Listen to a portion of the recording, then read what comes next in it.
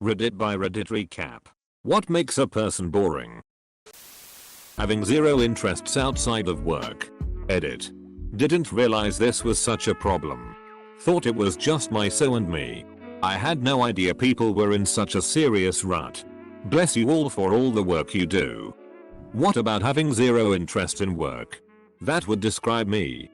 What if your work is so many random things it's hard to explain, and when you do it sounds like you're a crackhead building shit to contact aliens? Then they ask the question, well, what exactly is your job title? And it's honestly like 7 words long that describes 1/10 of what you actually do. Not being able to have a meaningful conversation. I sometimes struggle with this. There are people I can talk to easily, without seemingly running out of things to say ask. But if I feel I'm the one who has to initiate, I tend to get really wrapped up in my head about what to ask say next. And then assume the other person must think I'm dull cause I can't chit chat like a regular person. Then I see other people who can talk to anyone about anything and I'm like, was I sick the day they taught the talking like a normal person class at school? I have some similar problem. I can initiate, but if the other person does not engage, well, here's an hour of awkward sitting and watching at cell phones. Having their personality centered around one single thing. And only that thing. Potheads and crossfitters. Edit. Yes. Not everyone who smokes weed is boring, but you know exactly which potheads I'm referring to. Crossfitters on the other hand. Ooh. I went to uni with someone who wore green t-shirts with the leaf on and drank Bob Marley energy drinks. I don't think I ever knew anything about him, other than he smoked weed. When they agree with everything you agree with, you need to have your own opinions. This salad is excellent. I hate this restaurant and I hate your stupid face. Sally. Sally loves salad. Silly. Honestly, a lot of it comes down to storytelling. I remember listening to one of my cousins tell a story, and I realized it was super boring, but I was super interested. So I started paying attention to the way she tells stories. I like to think people are more interested in what I have to say now. But also I've had a pretty ducking crazy life so far, so there's a lot to talk about. What sort of approach did you observe with your cousin's storytelling? I've been told I tell good stories. Basically you have to keep it short. Progress linearly. Understand which context is essential and which is merely fluff and filler.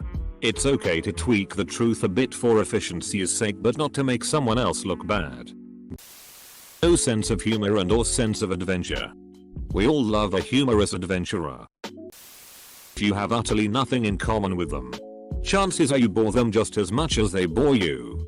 Tends to happen most with friends of a friend. I ran a coffee, beer, live music, art gallery place for about 10 years and I disagree. After talking to hundreds of people a day, many of them regulars, sometimes talking to some for seconds, others all day, I can honestly say that some people I found boring as shit that I may have much in common with, and others fascinating who I have nothing in common with. There are so many factors and combinations of factors. It could be passion or humor, but then some people without those attributes might be fascinating if they are brilliant or can find a way to make a normally boring subject interesting. Like a good teacher or professor. Others may be great storytellers, and thus very interesting. But about something you may not be interested in, like sports or rap, or parenting. If there's one thing that draws me to people, it's likely an interest in life. A joy of being alive. I'd like to believe that describes me. I know it describes my wife and our friends.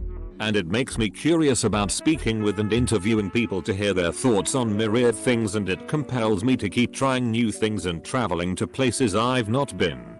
Anyhow. Great question. OP. And apologies for any major cellphone typos, grammars, edits. So many. I'd agree with this completely. The deciding factor seems to be enthusiasm. A love of the life that they live. If someone has a passion for what they do or what they enjoy, it just comes across and can turn something that I may consider uninteresting on paper into a genuinely interesting conversation. When they don't ever do anything spontaneous and act as if anything different unique is weird and embarrassing. Oof.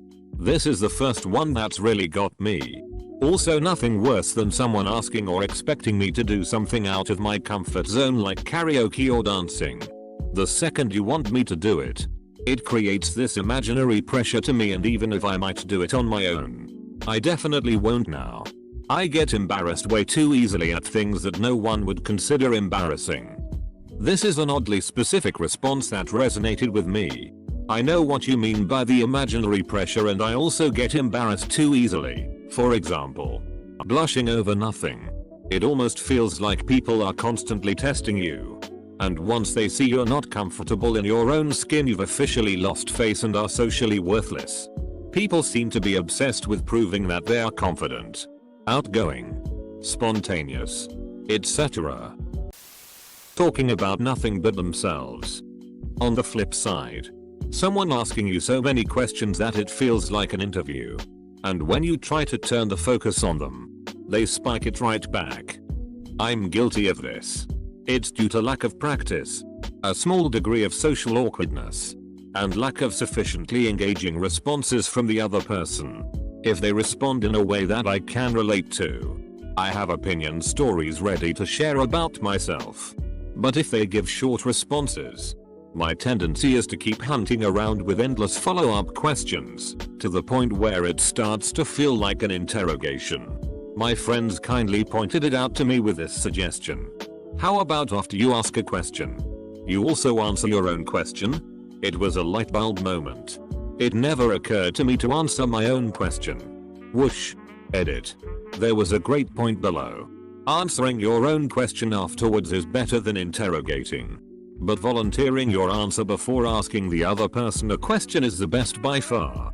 By making the first move to volunteer information, show vulnerability and trust, you create a warm and safer place for the other person to start sharing personal details about themselves. So flip the script. Volunteer some information and then ask the other person a question. Not recognizing when no one is interested in what they're talking about. This skill is one of the worst to learn. Because you were always telling something you were excited about and realized no one else cared. I used to do this a lot with my wife.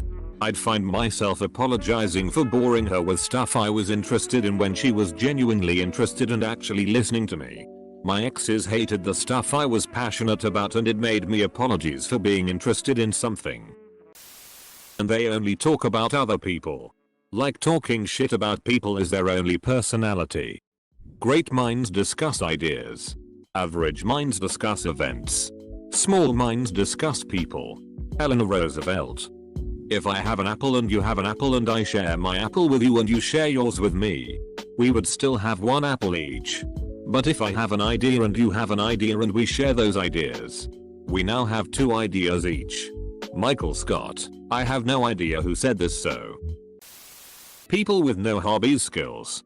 I remember always struggling to answer those questions. What are your hobbies? And in hindsight, I was just super dull and barely living. What are you into now? Watching porn. Today I learned I'm a boring person. My brain is pretty much screaming in agony after reading this thread because I could relate to some parts but not to others. So I can't tell if I'm boring, not boring, or even half boring. That means you can be boring to one person and very interesting to another. This is how it works, I guess. I've met people who everybody adored but they seemed completely boring to me.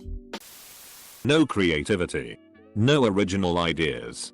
Everything is predictable. Originality really is key. I think originality is really key. About 50% of this thread is people that misunderstand what the word boring means and comment on things that irritate them instead. Relying on other people to make all decisions. I think I should upvote this. Should I? I don't know. You tell me. My dad used to always say this. If you're bored, you're boring. I used to hate it. But there's some truth that the people in this world who are interesting are people who can find wonder in any situation. If you're bored, you're boring. The agony and the irony. They're killing me. WHOOO. Reminds me of the phrase interested is interesting.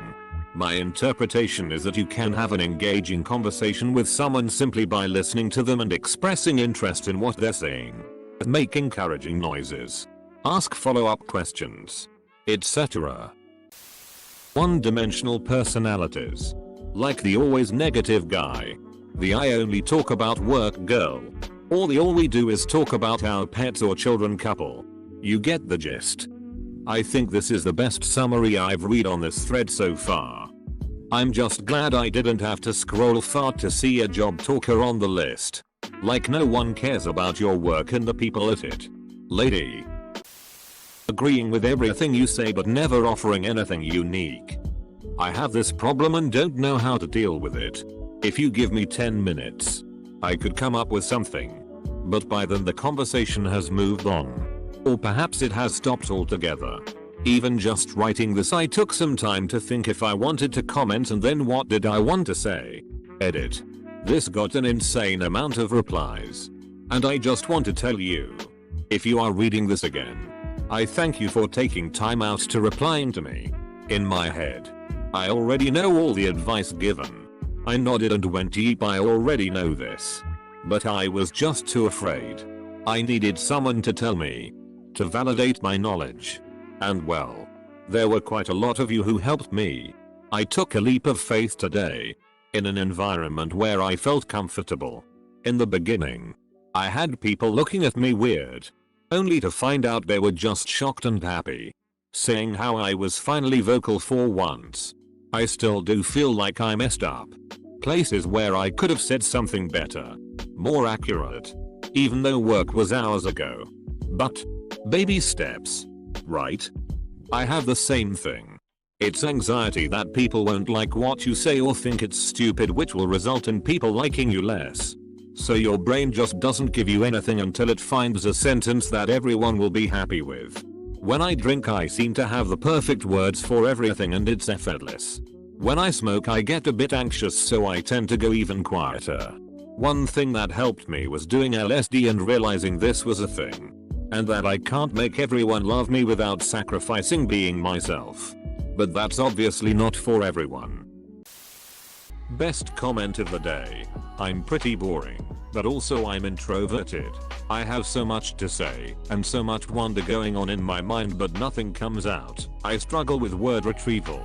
However, when I'm comfortable I will open up and share more. I also have been through some shady stuff, where I had a friend who would always try to one-up me. If I had a certain goal she'll have something similar or something more extravagant, and it would make me feel bad. I always cheered her on though. Only difference is that I actually accomplished. She just said what she said to get under my skin.